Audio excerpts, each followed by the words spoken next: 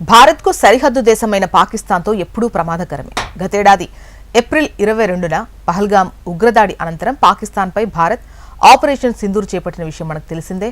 పాకిస్తాన్ ఆక్రమిత కశ్మీర్లోని 9 కీలక ఉగ్రవాద స్థావరాలను ధ్వంసం చేసింది. వందలాది మంది ఉగ్ర మూకలను హతమార్చింది. ఈ ఘటనల తర్వాత భారత్ పాకిస్తాన్ మధ్య ఉద్రిక్త వాతావరణం నెలకొంది.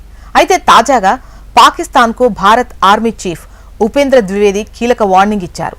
ఉగ్రవాదులను పెంచి పోషిస్తూ వారిని భారత్ పైకి ఉసిగొల్పితే ఈసారి మరింత తీవ్రంగా స్పందిస్తామని హెచ్చరించారు. పాకిస్తాన్ ఈ భూగోళంలో ఉండాలా లేదా చరిత్రలో మిగిలిపోవాలా అనే విషయాన్ని వారే తేల్చుకోవాలన్నారు.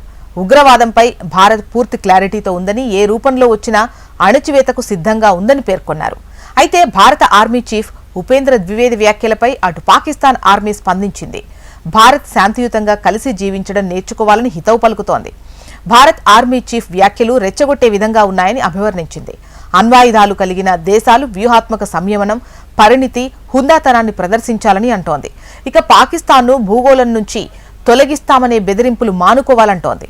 ఈ మేరకు పాకిస్తాన్తో శాంతియుతంగా జీవించాలని కోరుతోంది. అంతేకాక పాకిస్తాన్ లక్ష్యంగా చేసుకుని ఎటువంటి చర్యలకు దిగినా దాని పరిణామాలు కేవలం ఒక భౌగోళిక ప్రాంతానికి పరిమితం కావని, అవి భారత్కు రాజకీయంగా, వ్యూహాత్మకంగా ఏమాత్రం జీర్ణించుకోలేని విధంగా ఉంటాయని హెచ్చరించుతోంది.